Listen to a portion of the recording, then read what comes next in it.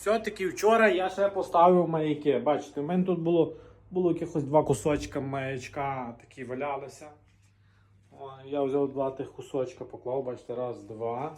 Решта плиткою продовжив відходами. Наліпив.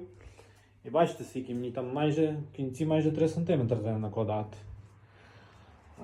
Зараз я це тут між оцим углом і цим, то пів сантиметра. То тут я планую шпателем, там правилом туди-сюди поправлю.